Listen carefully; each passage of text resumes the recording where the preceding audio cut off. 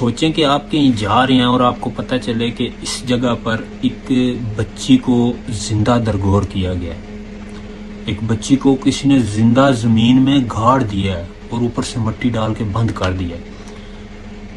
آپ فوراً سے مٹی ہٹانا شروع کریں، جلدی جلدی جلدی کوشش کریں کہ میں اس بچی کو بچا لوں۔ آپ جلدی سے اسے مٹی ہٹائیں اور اس کو باہر نکالیں، وہ زندہ ہو۔ کتنی خوشی ہوگی نا آپ کو، کتنا دل خوش ہوگا کہ یار میں نے اس بچی کو زندہ بچا لی ہے۔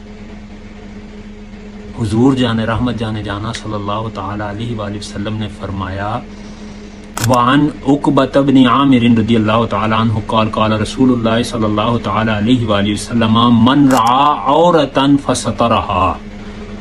حضور جان رحمت صلی اللہ تعالی علیہ وآلہ وسلم نے فرمایا کہ جب تم کسی کا پوشیدہ چھپا ہوا خفیہ عیب دیکھو، فسترها، اس کو ڈھانپ دو، اس کو چھپا دو، کانا کمن احیا موعودتن، تو یہ ایسے ہو جائے گا کہ جیسے تم نے ایک زندہ درگور بچی کو زندہ کر دیا۔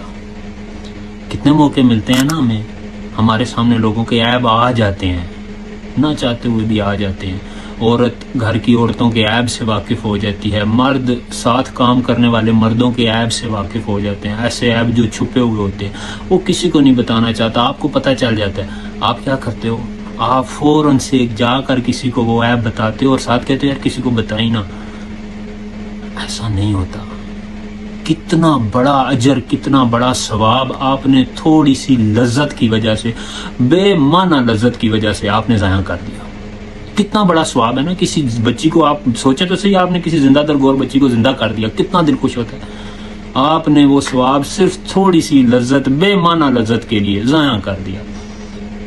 کبھی بھی کسی کے عیب کی ٹو میں تو لگے ہی نہ، لیکن اگر کسی کا کوئی عیب آپ کے سامنے آ بھی جائے نا تو برائے مدینہ حضور کا یہ فرمان یاد کر لیا کرے کہ من رعا عورتا فسترها، جو کسی کے عیب کو، پوشیدہ چھپے ہوئے عیب کو دیکھ لے، فسترها کان کمن احیا موعودتا، یہ ایسے ہوگا کہ جیسے اس نے زندہ درگور بچی کو واپس باہر نکال لیا۔ میں اس کو 3 مرتبہ دہرا دیتا ہوں تاکہ آپ کو یاد ہو جائے۔